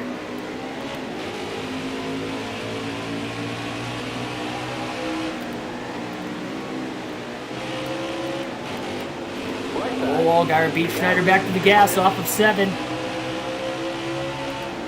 2 laps to go. Again, 2 lap cars right in front of the 99 into turn 1. Schneider sees that. He goes to the outside of Chastain Little. Ross Chastain will be the next driver. Schneider did a great job getting to the outside of Little, and now Allgaier's trapped behind him, going through the S's. Allgaier is finally going to pull alongside the 4 car. Schneider needs to get past Ross Chastain as quickly as he can as he's trying to draft him now. He's got about a second on second place. He's going to catch Chastain in a bad spot there in the bus stop. He could not get through there well at all. Gregson now to second. I believe, no, Allgaier holds him off. Never mind. Schneider's struggling to get around the 10 of Chastain. Trying to back up turn 5 and maybe he can get around him into 6. He's still not close enough. He's trying to draft. Allgaier's starting to close now. Schneider sends it into 6 underneath Chastain. Has to get around him and does. Allgaier was starting to close that gap back again. So it was now or never in turn 6. Schneider makes way. Final lap now is coming. Allgaier to the inside of Chastain. Gregson and Cindric are now about 3 seconds off the lead as they battle for 3rd. Final lap of the race. Schneider, oh, he goes a little wider in 1 than what he wanted. Not bad, though. The 7's still occupied with the 10 of Chastain. They're side by side into the S's. Allgaier's finally clear, but does he have enough time to get to the 99? He's got 12 lap pressure tires. And we have about a half a lap remaining. And no more lap cars will be in the play in front of the 99 of Schneider. Into his best area of the track. Bus stop into turn 5. He'll manage that gap on Allgaier, even on older tires, and Allgaier's going to have 2 more turns to try and get to him. We'll see how much of a draft he can get down this long straightaway. This is going to really be the deciding factor. Schneider trying to run a different line. Allgaier's got a lot of speed. He got off turn 5 very, very well. And now into 6. He is all over Schneider. And he's got to run into turn 7. But Schneider hits his marks. Allgaier behind him. Allgaier not going to be able to make a move. Keegan Schneider wins at Watkins Glen, winning both road course races in back-to-back days in tight finishes. A 23-lap green flag run to the finish. And Schneider fends off Allgaier on a different pit strategy with 12-lap older tires.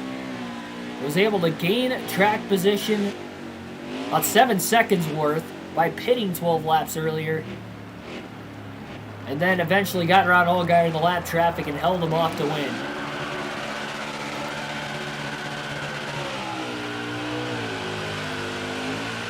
#12th win of the season, 16th of Schneider's career.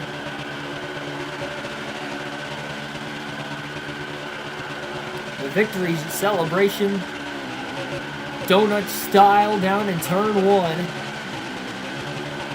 One of the fans down there.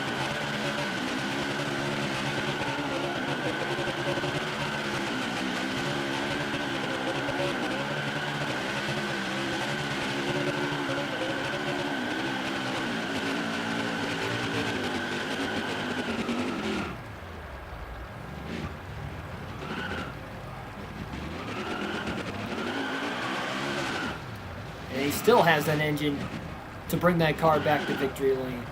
Great win. 2 straight days. This one nowhere near as dominating as the Road America win was, but just as exciting of a finish. And these road courses here on Heat 5 have done some special work, and we still got 3 more in the Cup Series on the career mode. And we still got 1 more this season. We go back to the Charlotte Roval, and so we got 4 more left on this career mode. We're gonna be able to have more fun with it. A little bit of a smoke show for the fans now. The main straightaway. Almost lost it into the guardrail.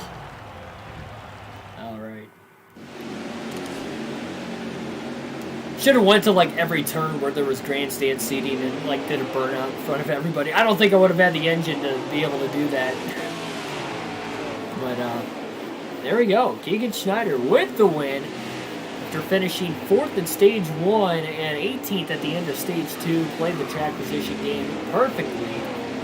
The car that just wasn't nearly as fast as what it was at Road America when he led all but 12 laps last night, but he did lead probably about a dozen laps tonight, considering those last 5 laps he led. And he led a couple laps here and there throughout the race as well, but I don't think he led for more than 3 laps, under green at least, at a time. That's a great racing. The battle, I mean, really, the battle for the win there, and then that battle at the beginning of stage 2, just that alone made this race entertaining, to say the least. There's a look at the top 10. Allgaier ends up in 2nd. Noah Gregson ends up 3rd. Austin Cindric won stage 1. Never got that track position back. He ends up 4th. Jeremy Clements nearly 30 seconds off the race leaders. Finishes way back there, but still in 5th. Great top 5 run for him. Alex LeMay 6th. Great road course racing. No surprise. He's in the top 10. Daniel Hemrick 7th. Josh Williams 8th. Ryan Sieg 9th. Pole sitter Harrison Burton rounds out the top 10. 18 drivers finish on the lead lap here today, with Chastain in 19th being the first driver to finish a lap down. And we had 4 DNFs today. We saw Briscoe, Tommy Joe Martins were already out of the race at the end of stage 2. Colby Howard, we saw him blowing up in the final stage just after we went green to that last restart. And then Jeff Green there in the closing laps right in front of the leaders blew an engine as well.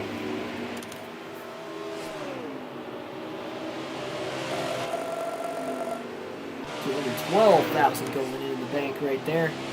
And 12th win of the season. 16th of the career in the Xfinity Series, at least. Look at that points lead. Nearly 2 races on Chase Briscoe after that DNF that Briscoe had. Big time to get a victory. Allgaier had the fastest lap of the race. No surprise. He was on a rail. 1:10.465. He also led the most laps today, 41 of the 82 laps led. He led half the race, but ends up 2nd. Schneider on the move, started 15th, finished 1st, gained 9 spots on lap 1. That was also impressive at the very beginning of the race, but great racing all the way throughout, that's for sure. Haiti, I saw you in the chat that last lap. Thanks for stopping on by. Timmy Hill watch, question mark. Oh yeah, that's right. I'll check that real quick. Also going to pull up J-Ski and see where we're at in the all-time win list.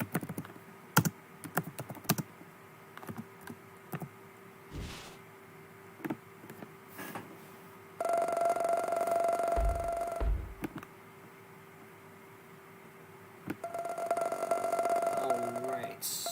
16 wins. Ties us with Justin Allgaier, Christopher Bell, Joe Nemechek, Jeff Green, Larry Pearson. Larry Pearson has 15. So Jeff Green, Joe Nemechek, Christopher Bell, Justin Allgaier. That ties us. We're only 1 away from tying Denny Hamlin with 17. We need 4 more to tie Greg Biffle at 20. Be the next big stepping stone. Not impossible. It's going to be a little tougher to catch him, but we can definitely catch it past Hamlin. I don't see why we can't get 2 more wins the rest of the season. 4, it's going to be asking for a little bit more, especially when we get into the playoffs. Oh, your last win's super exciting. What a finish indeed. 4 wins in a row. Forgot about that. Yeah, 4 wins in a row. First time we've had that on the entire career mode, truck or Xfinity Series. Can you hit 5 in a row? We'll see. We'll be going for 5 in a row tomorrow. Not sure if the race is going to be a late morning stream or if it's going to be at night when the race is over and I'm back from after all the graduation festivities for my sister. If I do it, late morning hours, it'll probably be between 10 and 11 o'clock start time. It's just going to depend.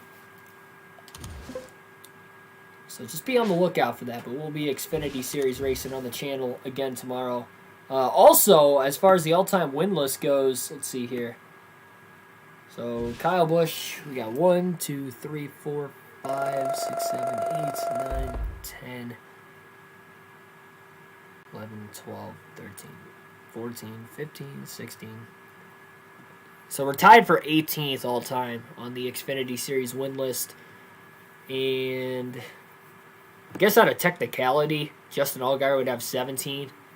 Because he won a race last season on the career road, so I guess we have to factor that in. I guess we would tie Allgaier and Hamlin. So we're tied for 19th overall, but we were close. Tied for 19th overall. If we can get 8 more wins this season, we'd actually move up to 8th.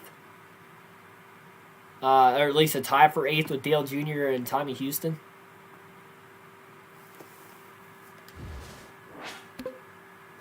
Not impossible. Not impossible. Well, then again, 8 wins in the final 11 races would be kind of ridiculous, considering we've already won 4 in a row. But it's not impossible. That's the point. Going to Dover next, place where we have still not won on the Xfinity Series, but we've had great runs there. I think we finished top 10 every race, 4th last year. We finished 2nd the year before that in the fall. Couldn't get it done. And then I think we had a top 10 there the very first start we ever had there as well. So we'll see if we can get it done. I know we'll definitely have a fast car, but hopefully all that strategy play, if we do have more of it tomorrow, will all pan out for us. Can't upgrade anything. Still not sure. I'm leaning towards saving money, but we'll see. Got 4 more races till the playoffs. Dover, Daytona, Darlington, Richmond. So taking a look at the shop here, see what we can upgrade. Oops.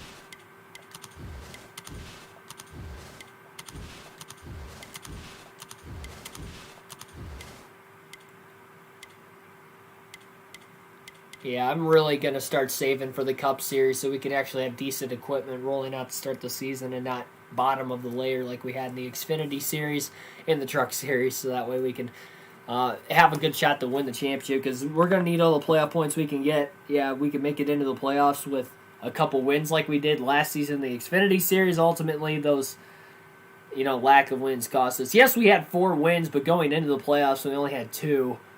And then we got 2 more in the first round alone with 2 wins. So we basically what we did this season for the Xfinity will not be replicated in the Cup. But if we can win 6 races, 8 races, that could be the difference maker in being able to make it. And a lot of those are probably going to be strategy wins if we can get any at all.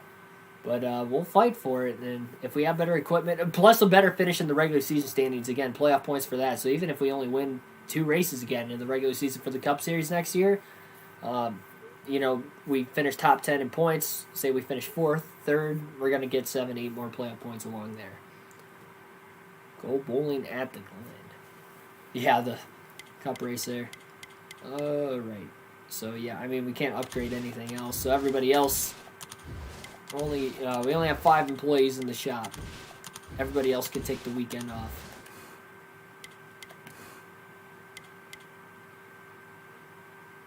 And Timmy Hill watch, that's right. That's why I came to this screen again. The Timmy Hill watch. So Timmy Hill won at Talladega, needs to be in the top 20 in points for that win to qualify for the Oh, that's right, Tommy Joe Martin's DNF'd again. 2 straight DNFs for Tommy Joe. And Timmy Hill's closed that gap even more.